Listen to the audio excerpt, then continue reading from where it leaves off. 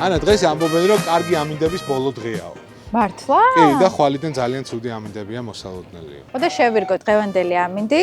სტუმარი, რომელიც დღეს იქნება ჩემთან ერთად და მიირთმევს ყავას, ეს არის ბათუმელი, ახალგაზრდა, ვინც კი იცნობს, ყველას უყვარს, თავის თანატოლებს, უფროსებს, ბათუმელებს ეს ადამიანი ძალიან უყვართ. თორნიკე ფაღავა იქნება დღეს ჩემი გადაცემის სტუმარი. თოკა, როგორ მელოდები?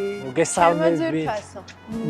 ბატონო ანა. ბატონო თორნიკე, ესე მოგესალმებით. არა, როგორ გეკადრე. პარლამენტის წევრიც არის ჩვენი თორნიკე ფაღავა და რა ვქნა, ჩემთვის თოკა იქნები დღევანდელ გადაცემაში. ნელა არ გადაიქცეს. დიდი მადლობა. პირველ რიგში მადლობა სტუმრობისთვის. პირველ რიგში მადლობა შენ, რომ ამ ძალიან საინტერესო გადაცემაში მომეცა საშუალება, რომ მე დიდი ხანია მინდა შენი გადაცემაში ჩაწერა როგორც ერთი ძალიან კარგი ბათუმელი. იმდენი ხანია მინდა რომ ამასობაში თვალს და ხელს შუა პოლიტიკაში გამეპარე. აღმოჩნდი. აღმოჩნდი.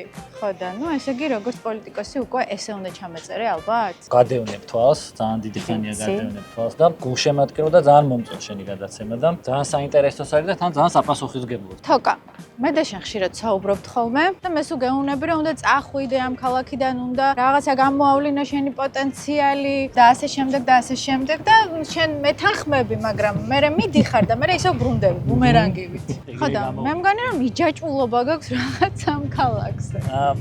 ძალიან ბევრი მიფიქრია მაგაზე რა, რომ აი არის რის გამოც მე ვბრუნდები. ნუ ჯერ ამ ქალაქს ძალიან დიდი მიზიდულობით ძალა აქვს, მაგრამ ის ხო იცი რომ სამშობლოს განცდა იწყება იქ, სადაც ჩემი მშობლები არიან და ალბათ ჩემი მშობლები, ჩემი ოჯახი, ოჯახის წევრები, მეგობრები, სწორად. კი, რომ მშობლები დაიკო და ასე შემდეგ. მაგრამ აქ ცოტა სხვა რაღაცაზე ის სულ ეძებ მიზეს რომ აქ იყო. კი, ეხლა სულ ვცდილობ რომ რაღაცა რო არის ისეთი რაც ბავშვებდება მათ შორის პოლიტიკურ პროცესს, სულ მე აქეთ წამოვიდე. ხო, ალბათ იმიტომ რომ ძალიან კომფორტის ზონაში ვარ. მე ბევრი მიფიქრია თქო მაგას და ეგ უნდა მეთქვა რომ ზღვა არის ის, რის გამოც ამ ქალაქში ალბათ ყველა ბრუნდება და მათ შორის მეც რა. არ არსებობს სადღაც შენი სახელი ახსენონ და აი ყველასთვის საყვარელი ბათუმელი ხარ და უეცრად ეს თორნიკე ფაღავა ადგა რაღაც გადაწყვეტა რომ პოლიტიკაში წასულიყო რაც მისი პრინციპში მთელი ცხოვრების ინტერესია სფეროა პოლიტიკა და აი უცებ ისე უსამართლოდ სოციალურ ქსელებში. ავიდა შენი დამიარეს და გადმომიარეს.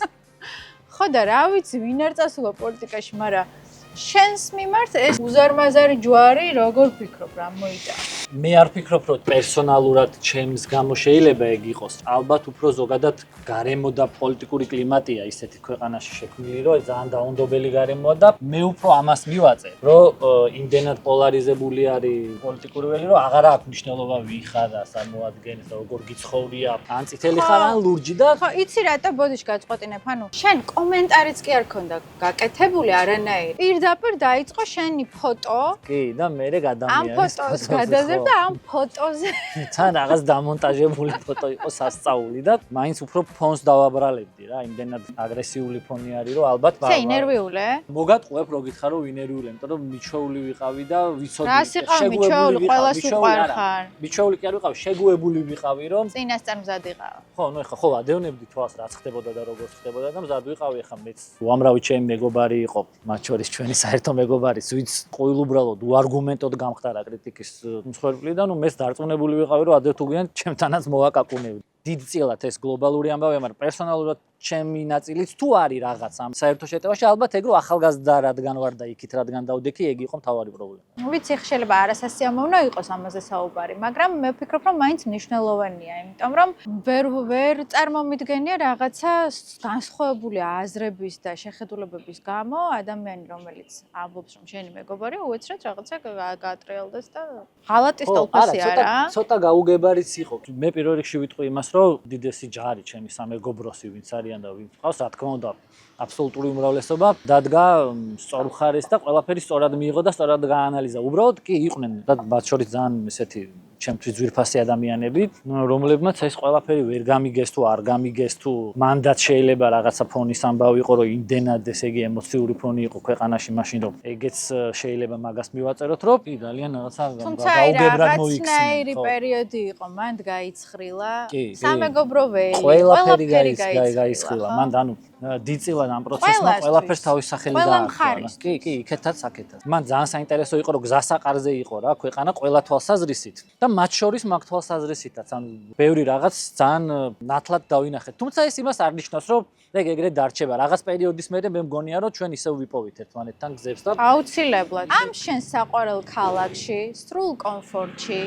ამდენი მეგობარი, შენი საყვარელი ქუჩები, შენი ოჯახი. ეს არის განსაკუთრებით შენი საქმე, შვენიერი საქმე ქონდა ნაპოვნი, ბიზნესში, საკუთარი თავის რეალიზებას გადასარევად აყერხებდი და ამ ხოლა კომფორტის ზონიდან ადე წამოხვედი, გამოხვედი, ეს ყველაფერი გადადე გვერდზე და ასეთი რასურვილი გაგიჩნდა, მითხარი გახვეწები, რომ რასფეროა ასეთი, რომელმაც ისე მოგხიბლა, რომ რაღაცა ამ ხოლა ნაბიჯი გადაადგე.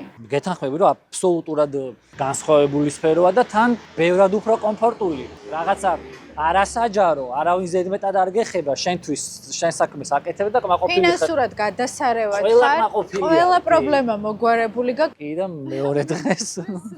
ხო და მან თავარი განსაზღვრელი იყო ის, რომ მათ შორის ბავშვობაშიც ბევრი მიფიქრია პოლიტიკაზე. მე ვისწავლე. ისა ბავშვობაში რატო ფიქრობდი პოლიტიკაზე? ბავშვობაში ფიქრობდი პოლიტიკაზე, იმიტომ რომ ხო იცი, ბავშვობაში რაღაც ტრაუმა რო იქნება და ამ ტრაუმას მე დააშენებ ხოლმე შენ თელ ცხოვრებას, რა და მაინდა-მაინც რაღაცა კაი ცხოვრებიდან გამომდინარე კი არ მიფიქრია, რომ პოლიტიკაში ყოფილიყავი ჩემი ოჯახი. ოჯახი იყო რაღაცა რეპრესიების ფერფლი, ხო? რეპრესირებული ოჯახი იყო, ანუ აბაშიძის პერიოდში ხელისუფლებას, დედა ჩემის 40 ნათესავი, მათ შორის ბაბუა ჩემი ყავდა პატიმრობაში უკანონო. 11 წელი იყო, მათ შორის ერთ-ერთი მათგან 11-ის მერე გამოვიდა. და მან ძალიან დიდი მქონდა, რომ აი თავისუფლებისთვის ბრძოლის სურვილი ხა?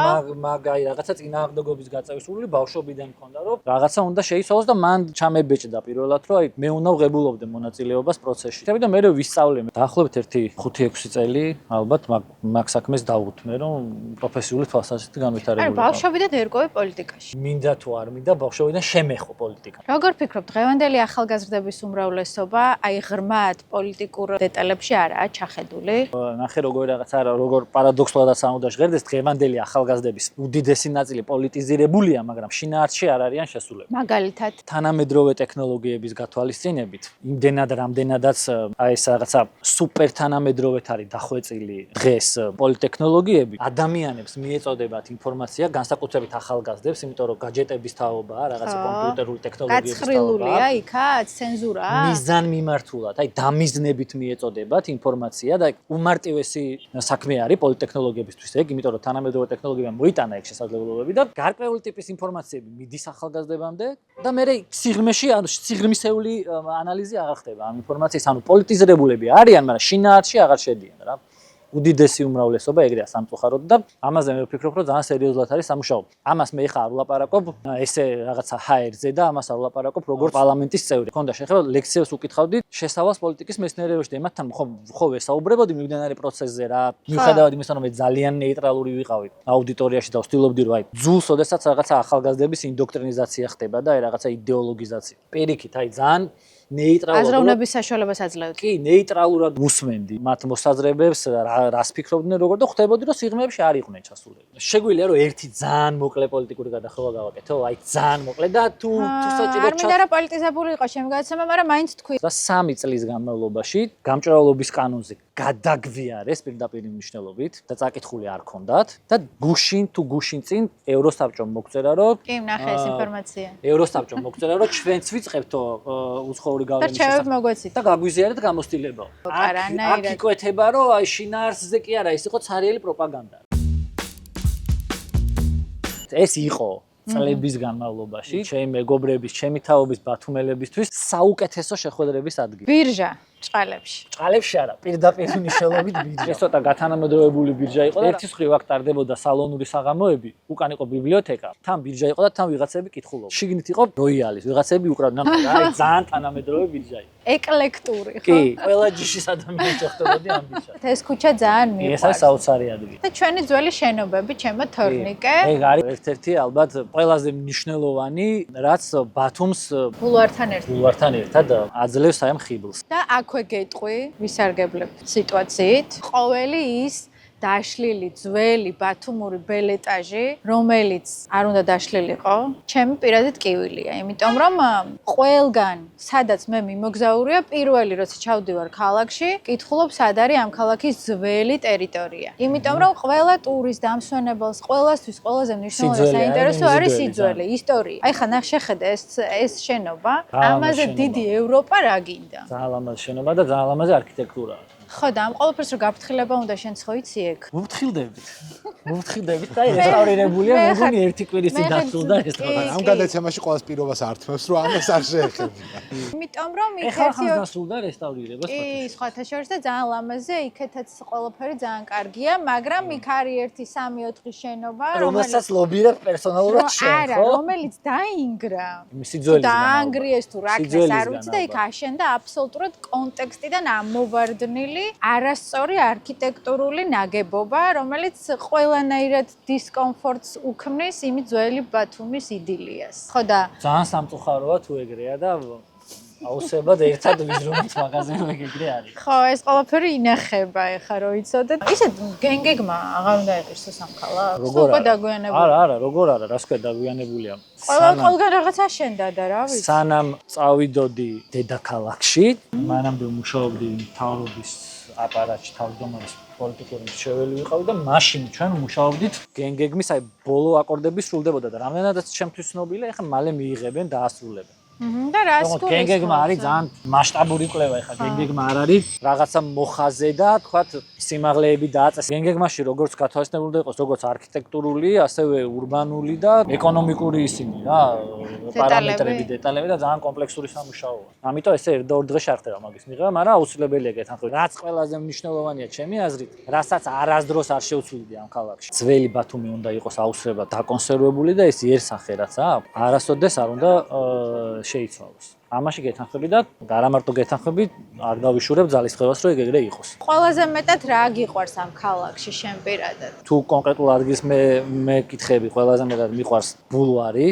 რომელსაც ბავშვობაში რა თქმა უნდა ვერ ვაფასებდი და ეხლა ძალიან დავაფასებ და მიყვარს სილაღე, რომელიც აქვს ამ ქალაქს, როგორც კი გამოდგამ სადარბაზოდან ფეხს, ყველაფერი ნათელია. ყველა გისნობს, ყველას იცნობ, ყველასთან შეგილია რაღაცა საერთო ენა საერთო ენა გამონახო კომუნიკაცია და ძალიან ლაღი ქალაქია და მანდაც ყველაფერს ზღვას ვაბრალებ და მანდაც გონია რომ ეგ ზღვის ამბავია. ყველას ვეკითხები, ხო? აი, ტიპიური ბათუმელი როგორია? თითქმის ყველა ბათუმელ რესპონდენტს ვეკითხები ამას, იმიტომ რომ ისა ხშირ შემთხვევაში სტუმრები უფრო უკეთ ახასიათებენ ტიპიურ ბათუმელს. პირველი რაც შეიძლება რომ გაგახსენდეს ტიპიურ ბათუმელზე, მე ესე ვფიქრობ, რა ეხლა შეიძლება სუბიექტური ვარ. ბათუმელზეც და აჭარელზეც. ნუ ამ შემთხვევაში გავაერთიანებდი, ტიპიური ბათუმელი აუცილებლად არის ძალიან გულწრფელი. და აი როგორ იცი, რო შეუძლია რომ თავისი დათმოსდა შენ მოგცეს. ძალიან ხელგაშლილი, აუცილებლად აქვს კაი იუმორის გზნობა და არის ლაღი და უყვარს ყავა. აი შენ ახლა აქ დაიბადე, გაიზარდა ძველ ბათუმში აბირჟავებდიო. რა არის ის, რაც დღეს აღარაა და დეფიციტური გახდა? მე ბავშვობაში ჩვენ არ გქონდა ტელეფონი. თინეიჯერობაში მე მაგათად გამოვდიოდი სახლიდან და ვიცოდი სად იყო ყველა. ანუ მივდიოდი, თქვათ სტადიონზე, ეზოში კონკრეტული ადგილი გქონდა, ან თქვათ უბანში, სადმე ცოტა. ან ლენინზე. ან ლიტერატურაში. და დარეკვის garaშე მინიმუმ 1-5-6 კაცი შეგხვდებოდა რა. და ეგ დაუგეგმავი შეხვედრები გაქრა. ისა ყველაზე მნიშვნელოვანი ურთიერთობაში რა არის, როგორ მეგობრულ ურთიერთობაში, ნებისმიერი ადამიანური ტიპის ურთიერთობა. ნებისმიერი მეგობრობა, თუნდაც ქალვაჟური, თუნდაც ძმაკაცური, იწყება რაღაცა საერთო საწყისებით, სიყვარულით და საერთო ზირებულებით, მაგრამ ჩემთვის ყოველ შემთხვევაში ესე არის რა, რომ უპირობობაა ყველაზე მნიშვნელოვანი რა. რაღაცა უპირობოთ, რასაც აკეთებ რა. ჩვენ ახლა გოგონები გვიყურებ. დაეგვიყურონ. სასიძო ხარ? დაეგვიყურონ გოგონებმა. არა, ხო, მართლა ხუმრობის garaშე ალბათ ყველაზე მნიშვნელოვანი ეგ არის რა.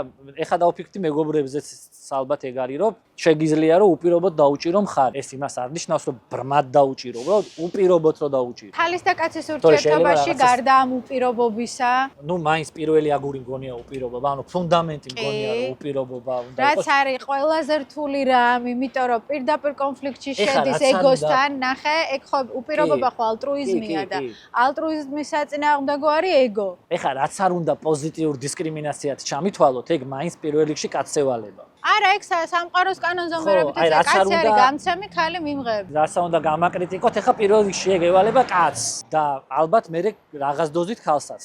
ეგ მგონია რომ ფუნდამენტია და არანაკლებ მნიშვნელოვანია პატივისცემა. ხალხს მეორე ახალგაზრდა ხარ, ვინც უკვე მაგას მეუბნება, რომ ალბათ მამაკაცისთვის ყველაზე ერთ-ერთი მნიშვნელოვანი ფაქტორი ურთიერთობაში არის პატივისცემა. კი, ეგ თავისთავად. მე იცი რას მივხვდი, ქალის და მამაკაცის ურთიერთობა და მოთხოვნილებები სხვადასხვა. მამაკაც უნდა რომ ქალმა შეუქმნას კომფორტი და ქალს უნდა რომ მამაკაცმა მისცეს რომანტიკა. ხო და ხო და მე ცოტა სხვანაირად უყურებ, მე მთელი მე ცოტა სხვანაირად უყურებ. მამაკაც უნდა რომ ქალმა შექმნას შინაარსი. შინაარს კაცო ქალი ანუ დრამაა საჭირო რა, დრამა უნდა. არა, დრამა არა, აი დრამა არ არის შინაარსი. აბა. დრამა ქვინობა არის. აი უბედური. მომისმენი, აბა მაშინ ჩავუღრმავდეთ რა, რას ნიშნავს მამაკაც უნდა ქალმა შექმნას შინაარსი. ავაწყოთ მაშინ იდეალური ურთიერთობა. მოდი, კი. გარდა უპირობობისა და გარდა ნუ ეს ორი მთავარი კომპონენტი. ეს არის აი როგორ იცი რომ ეს არის კონსტიტუცია რა. ხო. აი ამას ვერაფერი. ხერხემალი. კი, ეს ხერხემალი. გარდა ამისა, ძალიან მნიშვნელოვანია რომ ქალს შეეძლოს ბევრი რო არ გატაროთ ეხლა წინ და უკან პირდაპირ ვიტყვი რა. ძალიან მნიშვნელოვანია რომ ქალს შეეძლოს როგორც სილამაზის აღქმის უნარი კონდეს და სილამაზის აღქმა შეეძლოს. ხო. ასევე შექმნა, სილამაზის შექმნაც უნდა შეეძლოს. აჰა. ჩაინიშნეთ გოგონებო. ეგ არის ჩემი აზრით ყველაზე მნიშვნელოვანი რა. აი რას გულისხმობ? აუცილებლად თვითონ რაღაცით უნდა იყოს დაკავებული და ამ რაღაცას აუცილებლად წარმატებით უნდა აკეთებდეს. პარემ გავშალოთ. თავად უნდა იყოს შემქმნელი. ხო, აი ეგ არის. თავად უნდა იყოს რაღაცები და წარმატებით უნდა აკეთებდეს ამ რაღაცას და თვითყოფადი უნდა იყოს. ანუ დედამიწას მაინც ქალი ატრიალებს, გინდა თუ არ გინდა ეს ამბავი რა. ასე რომ ყველაფერი მის ხელშია მაინც რა. ეს როგორაა? ქალი კისერიაო და კაცი თავიაო და ქალი ატრიალებს.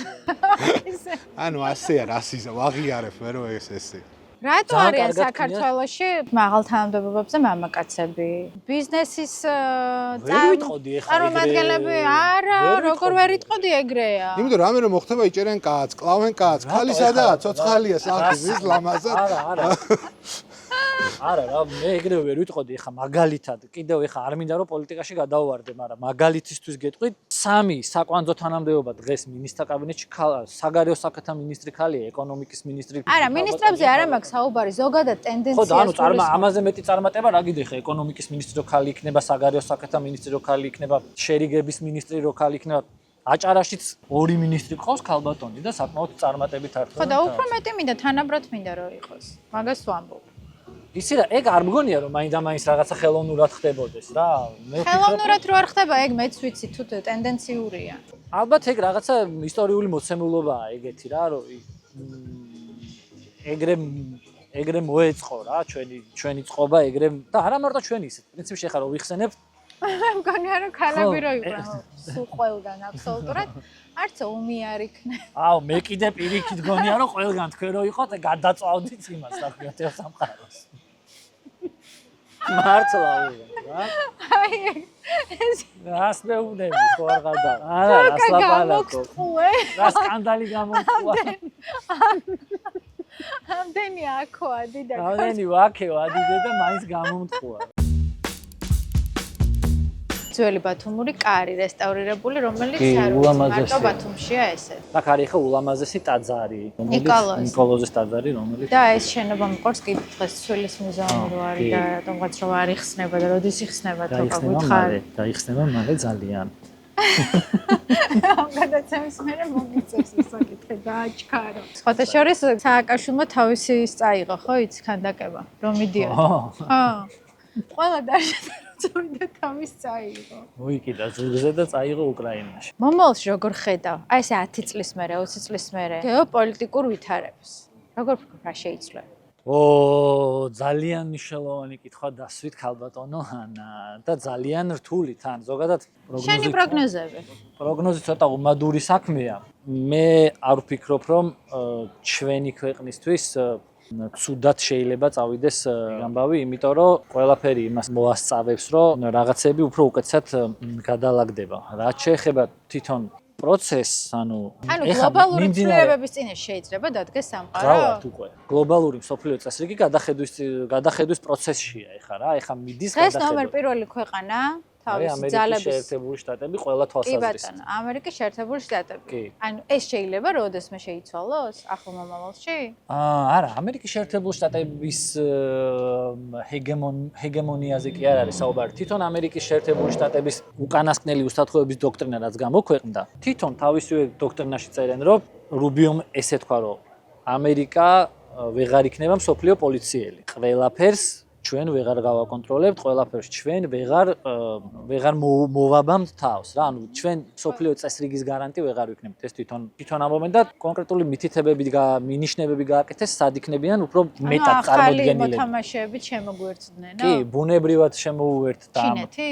ამ ამბავს ჩინეთი. რუსეთი თქვათ შეიძლება მსოფლიო პოლუსი ვეღარ იყოს, მსოფლიო დონის მოთამაშე ვეღარ იყოს, მაგრამ იმიტომ რომ ბირთვული სახელმწიფოა აუცილებლად იქნება რეგიონული მოთამაშე, ოღონდ ძალიან ძლიერი. ოღონდ რეგიონული მოთამაშე სამხრეთ კავკასიის რეგიონს არ გულისხმობ, ამ შემთხვევაში ფართო გაგებით რეგიონს ევროკავშირს გულისხმობ რა. და ამერიკა და ჩინეთს შორის იქნება ძალიან სერიოზული ეკონომიკური რბოლა, როგორც ჩანს. ვერ იმეგობრებენ?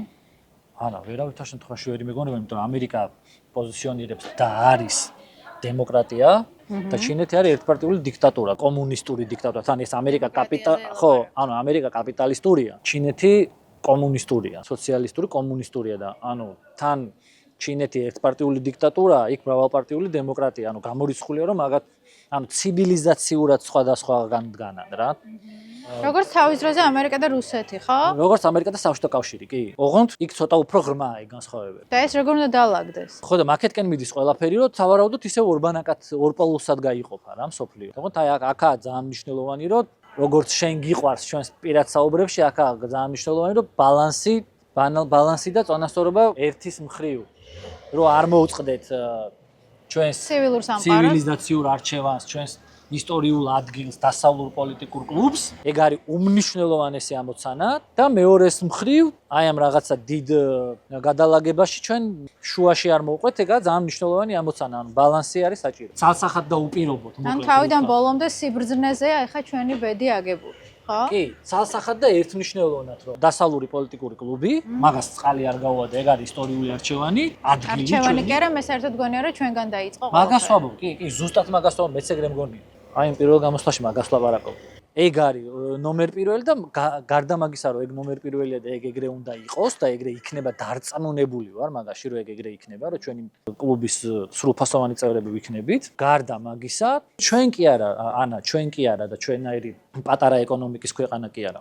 საფრანგეთი, გერმანია, ბრიტანეთი ერთმანეთის მიყოლებით, ერთი მეორეს მიყოლებით აფორმებენ ჩინეთთან სტრატეგიულ პარტნიორობას, ინდოეთთან, შუა აზიის ქვეყნებთან. და ჩვენ რატო გავხდით ეს რაღაცა რადიკალური პოზიციის? იმიტომ რომ ჩვენ ეს ყველაზე პირველებმა გავაკეთეთ. ჩვენ ეგ გავაკეთეთ 4 წლის წინ. რაღაცეები ცოტა უფრო ადრე დავინახეთ. იმიტომ კი რომ ძალიან მაგრები ვართ. იმიტომ რომ ჩვენ თვითონ შევეჯახეთ ამ პრობლემას იმათზე ადრე.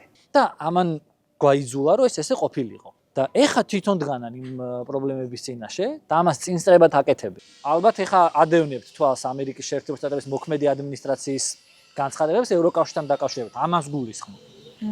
მაინდა-მაინც იმას კი არ გულისხმობ, რომ იქ ვინმე შეიძლება შეიარაღო. არა, რა თქმა უნდა, სასახად და ერთშობილად ეკონომიკური თვალსაზრისით ჩვენზე კი არა ამერიკელებზე წინ არიან. უბრალოდ დროთა განმავლობაში იკვეთება ისეთი პრობლემები, რომლებსაც წინსწრებით უნდა გათვლა და აბრაშუმის გზაზე მინდა რომ გკითხო, საქართველოს რა პერსპექტივა აქვს, იმიტომ რომ ახლო აღმოსავლეთში კონფლიქტებია, ზემოთ რუკას რო შევხედოთ, ზემოთ უკრაინის გზა ამ შემთხვევაში ჩაკეტილია, საქართველოს რა როლის შესრულება შეუძლია, თუნდაც საზღვაო გზით. მოდი ავხსნათ ძალიან მოკლედ. ანუ სომხეთი აზერბაიჯანის ეს ახლა რასაც აპირებენ იქ დერეფნის გახსნას და რაღაცეებს. სომხეთი და აზერბაიჯანის ზანგეზურის გზა, რომელსაც ახლა ტრამპის გზას უწოდებენ. მე მაინც მგონია, რომ მაგზის სრული დატვირთვით მუშაობა ან დრო დაჭირდება, ან ცოტა პრობლემური იქნება, მაგრამ მიუხედავად მაგისა, და რომ სამუშაოდეს ეგ გზა სრული დატვირთვით ჩვენთვის იქნება ძალიან კაი რატო. ეს ტვირთის ნაკადები, ან ლოჯისტიკური ნაკადები რაც წამოვა, ერთის მხრივ ხო წამოვა მაგ გზით. პირველი ეგ გზა ბოლომდე ვერ გაატარებს, იმიტომ რომ დერეფანია. მეორე კი ეგ მაგზით წამოსული ტვირთი. რაღაც ნაწილი კი გადანაწილდება თურქეთის გავლით ევროპაში, მაგრამ რუკას ხო დახედავ, რაღაც ნაწილი ჩვენგან უფრო მოკლედ არის. მიხდი, ანუ ხო მოდიხარ ამ გზას წრე უნდა დაარტყა რომ თურქეთით წახვიდე. თურქეთით რო წახვიდე, ესე უნდა დაარტყა და ესე უნდა შემოხვიდე. ჩვენგან შეგიძლია რომ პირიქით ეგ გზა თუ მიზიდავ. ყველა გზა ჩვენთან მოდის. ძალიან კაი იქნება, რომ რაღაც ნაწილი ჩვენთან ავტომატურად გადმონაწილდება. ანუ შეხედე მიდის მაგალითად ტვირთი ევროპაში, ხო? რაღაც ქვეყნებში თურქეთის გავლით უფრო მარტივად მოხდება, მაგრამ რაღაც ქვეყნებში ჩვენი გავლით უფრო მარტივად მოხდება. საქართველოს თილოს რომ აი ამ ახალ გეოპოლიტიკურ რეალობაში და აი ამ ახალ უსაფრთხოების არქიტექტურაში იპოვოს და გამოადნოს თავისი ადგილი. კი ბატონო. ხო ეს არის, ხო? იმის გამო რა უნდა გაიაროს რაღაც ტვირთმა, ანუ რაღაც ეკონომიკურმა ინტერესებმა აქ უნდა იყოს უსაფრთხოება. შუა დერეფნის განვითარება, რომელიც შეუქცევადი პროცესი მგონია. მართლა? ანუ შეუქცევადი პროცესი მგონია მიუხედავად იმისა, როგორ მორჩება ეხლა. ახლო აღმოსავლეთის კონფლიქტი. თუნდაც რუსეთ-უკრაინის ომი როგორ მორჩება, ეს გზა თავის შესაბამისი ინფრასტრუქტურით და პორტებით. მოდი უფრო დავაკონკრეტოთ, ანუ საიდან მოდის ეს გზა? ეს მაგალითად სიტყვაზე რომ ჩინეთიდან წამოვიდა, მაგალითად ჩინეთიდან წამოვიდა ტვირთი, მოვიდა კასპიის ზღვამდე, დაიდო კასპიის ზღვაზე ბორანზე ან გემზე, წამოვიდა აზერბაიჯანში. აზერბაიჯანის გავლით წამოვიდა საქართველოში და მერე განაწილდა ევროპაში. თუ არ ხდები ეგრე არის, ხო? ჩინეთიდან ევროპაში მიმავალი გზა. ხო? კი, აღმოსავლეთით და დასავლეთით დამაკავშირებელი გზა, ერთ-ერთი გზა. ამ გზებს ჩვენთან ახლოს თუ რამე დაემატება, ეს ხოთ გაგვაძლიერებს. იგივე ზანგეზურის დერეფანით, რა თქმა უნდა, რაღაც ტვირთებს გადაინაწილებს, მაგრამ ყველასთვის გახდება ცნობილი, რომ აი ეს ჩვენი დერეფანი, შუა დერეფანი არის ძალიან სანდო სიმშვიდის გაგებით, ხო? ხო, სანდო უსაფრთხო კორიდორი. რითაც შეიძლება რომ აღმოსავლეთ და დასავლეთ დააკავშიროს. გავიგე. თოკა, რაღაცა ბოლოსკენ უნდა წავიყვანოთ ჩვენი საუბარი და მე მაინც მინდა რომ ახალგაზრდებზე გავამახვილო ყურადღება, იმიტომ რომ ახალგაზრდები არიან ამ ქვეყნის მომავალი. შენც ახალგაზრდა ხარ, შენც ეგ თაობა ხარ და რატო არიან ασეთ ნიჰილიზმში და რატო ვეღარ ხედავენ ვეღარანაირ პერსპექტივას ამ დღევანდელ ქართულ რეალობაში? არ ვთვლი რომ ყველა ეგრეა. ხო, ნუ რა თქმა უნდა. რაღაც ნაწილი ჩვენი ახალგაზრდობის ჩემი თაობის მათ შორის, რა თქმა უნდა, რაღაც თვალსაზრისით არის არასახალბიელო მდგომარეობაში, ესე შეიძლება რომ ითქვას. ემოციურად უფრო რთულია რაღაცა. მე მგონი მდგომარეობა. პირველი რაც შემილია გითხრა, სრული გულსხმელობით. ცალსახად და ერთმნიშვნელოვნად ახალგაზრდები არიან ყველაზე მნიშვნელოვანი ნაწილი ჩვენი საზოგადოების და ყველაფერი რაც კეთდება. მე თვითონაც ახალგაზრდა ვარ, ეხლა ყველაფერი რაც კეთდება. მე ახალგაზრდები ვარ. ხო, ყველაფერი რაც კეთდება, იგივე ეს განათლების რეფორმა თუ აი რაც კეთდება, აბსოლუტურად ყველაფერი კეთდება იმის გამო, რომ უკეთესი მომავალი შეიქმნას მაგათთვის და უკეთესი პერსპექტივა. მე არ დავარქვევდი ამ ყველაფერს ქართველი ახალგაზრდების პრობლემას. მე ამას დავარქვევდი ზოგადად თანამედროვე სამყაროს პრობლემას, არა მარტო ახალგაზრდების პრობლემას რა. კიდევ ერთხელ ვიტყვი, თანამედროვე ტექნოლოგიების გამო, თანამედროვე ტექნოლოგიების გათვალისწინებით, ეხლა ესეც ისე გამომდის, რომ თითქოს თანამედროვე ტექნოლოგიები ცუდია, ძალიან კაია, უბრალოდ რისი თქმა მინდა. ამ ყველაფრის გამო აქვთ თავარი პრობლემა, რომ რაღაცეებში ჩავიდნენ სიღრმეებში, რაღაცეების სიღრმისეულად გაანალიზონ და შეისწავლონ და მე მინდა რომ მათთან ერთად, რაღაცა განყენებულად კი არ ვამბობ ამას, მე მინდა რომ მათთან ერთად, ანუ ყველამ ერთად უფრო მეტი სიღრმე ვიპოვოთ პროცესის, არა მარტო პოლიტიკური პროცესის, ზოგადად დეტალებზე ორიენტირებულები ვიყოთ და პოსტმოდერნისტული ეპოქა ხო მიილია უკვე და გარდამავალ პერიოდში ვართ, გადავდივართ ციფრულ სამყაროს. ამ გარდამავალ პერიოდს იმას ეძახიან მეტამოდერნიზმს, ხო იცი? და აქ ამ პოსტმოდერნისტული რაღაცა ცინიზმი, ირონია, სიცივე ამ ყველაფერს უკვე შემოემატა ამ გარდამავალ პერიოდში მეტი ემოცია, მეტი სიღრმე, მეტი დიადი იდეები და ასე შემდეგ და თვითონ უკვე მოცემულობა და სამყარო გთხოვს ყველას რომ მეტი სიღრმეები და შინაარსები ვეძებოთ. ეგრეა, ნამდვილად ეგრეა და ეგ არის თავარი ამბავი, თავარი გზავნილი, როგორც გინდა ისე დავარქვათ, რომ უფრო მეტად, ანუ მეტად უნდა ვიყოთ ინფორმირებულები, რომ არ მოუწყობდეთ. არა მარტო არ მოუწყობდეთ, უკეთ ვიარო. აი ხა ის ადამიანები, რომლებიც აუცილებლად ცუდ კომენტარებს დაწერენ. ჰეითერები, ასე ვთქვათ, მე მლანძღოლებს ვეძახი მაგათ, ხო? ხოს შორს ერთმა ჩემმა ძალიან მაგარმა მეგობარმა მითხრა, ეს ადამიანები, რომლებიც სოციალურ ქსელში ძალიან აქტიურობენ და გამოირჩევიან რაღაცა პოსტებით და კომენტარებით, ეგენი უკვე იქცნენ პროფესიონალ მლანძღოლებად. კი, ეგრეა. ხო და რას ეთყოთ? წინასწარ. წინასწარ ვეთყოდი ეგეთ რაღაცას, რომ მათი აზრი ოღონდ რა თქმა უნდა არგუმენტირებული მათი აზრი და არა უბრალოდ რა შეურაცხყოფელი სიტყვები. მათი აზრი ძალიან მნიშვნელოვანია ჩემთვის, ოღონდ კიდევ და კიდევ არგუმენტირებული აზრი არის ჩემთვის ძალიან მნიშვნელოვანი და ვინც უბრალოდ ილანძღება, ეგ მათზე მეტყველებს და არა ჩემზე, ანუ მაგაზე საერთოდ არ მაქვს რეაქცია. ჩემი აზრით შეხვედრა უნდა დაგეგმო. აი ესეთ პირისპირ საჯარო. ერთი დიდი სივრცე უნდა აიღო და ამ ადამიანებთან ყველა ესენ უნდა შეკრიბო და აი კითხვა-პასუხის რეჟიმში უკვე ეგეც შეიძლება. იდეა მოგაწოდე. კი, ეგეც შეიძლება. ძალიან კაი იდეაა სხვათა შორის. თოკა, ძალიან დიდი მადლობა. ძალიან დიდი მადლობა შენ, რომ ამ ძალიან მაგარ გადაცემაში მომიწვიე და იმიტომ მოგიწვიე, რომ გიცნობ ძალიან კარგად, ძალიან დიდ პატივს ვცემ შენს ოჯახს. მინდა და რომ უფრო უკეთ გაეცანი იმ ადამიანებს, რომლებიც არ გიცნობენ კარგად. და მე მგონი გამოგვიყვება. ძალიან დიდი მადლობა. ძალიან გამიხარდება. ესეც ნაწილია ამ გადაცემის. ძალიან გამიხარდება თუ ეგრე გამოვიდა. ძალიან დიდი მადლობა შენ.